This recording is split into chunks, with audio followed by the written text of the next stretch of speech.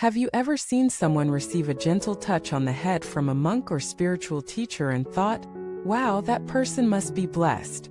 Or maybe you've received that touch yourself and wondered, was that enlightenment? Was that grace? Welcome back to the channel, my dear friends. In today's video, we are going to unpack one of the most widely misunderstood symbols in modern spiritual culture, the act of touching the crown of the head, often associated with blessings from enlightened beings. You've probably seen it in temples, in ceremonies, maybe even in public spiritual gatherings. But the real meaning behind this gesture goes far deeper than most people realize. We're going to explore the truth behind it, not just what it is, but what it is not.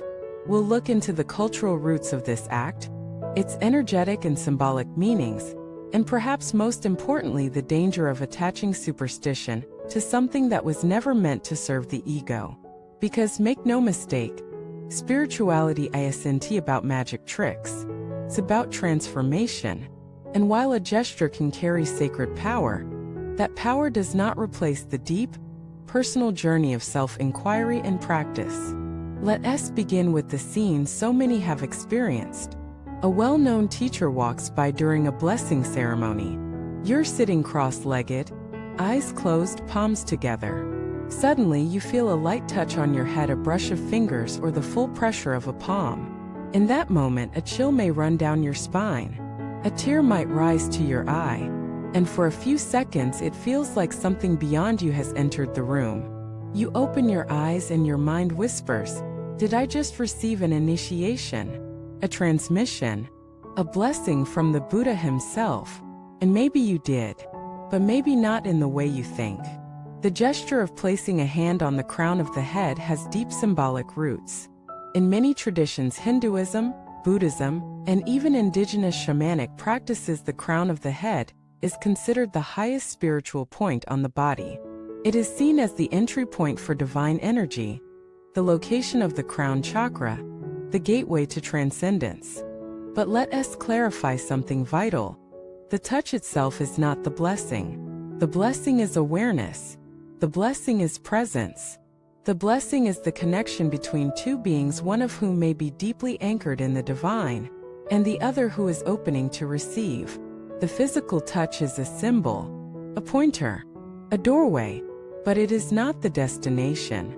Here's what often happens in today's spiritual scenes.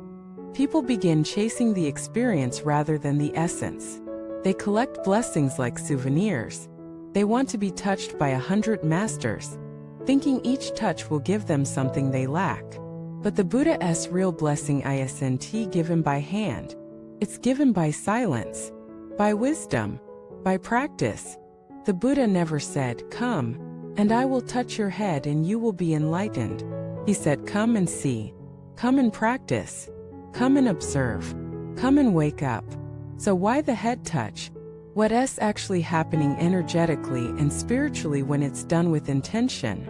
Imagine two instruments, one finely tuned, one slightly out of tune. When they are close together, the resonance of the first begins to influence the second, not by force but by frequency. This is what can happen when a highly attuned spiritual teacher gently places their hand on your head.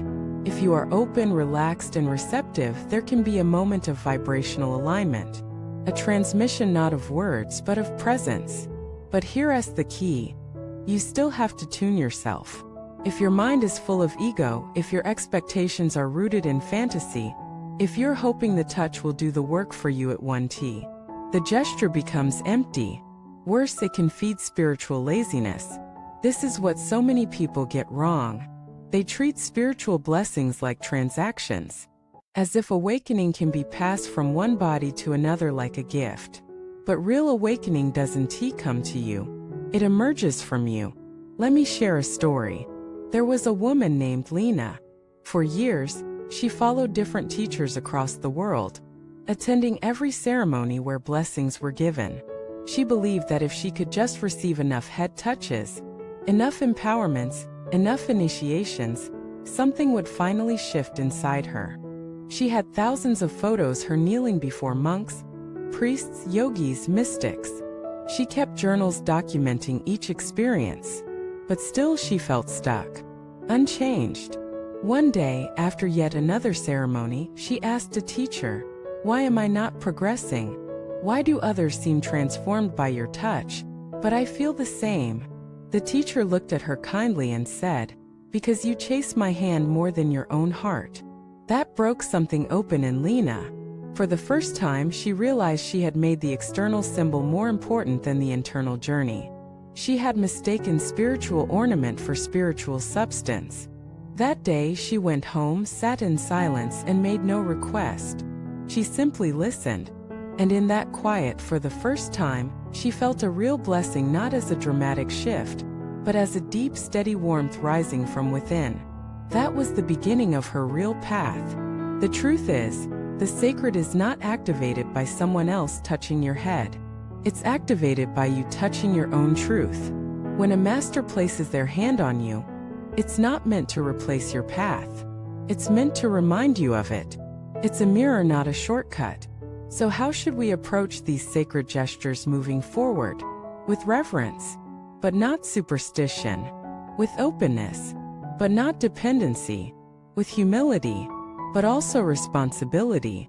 You can receive a blessing every time you sit with full attention, every time you breathe with awareness, every time you choose stillness over reaction, every time you respond with love.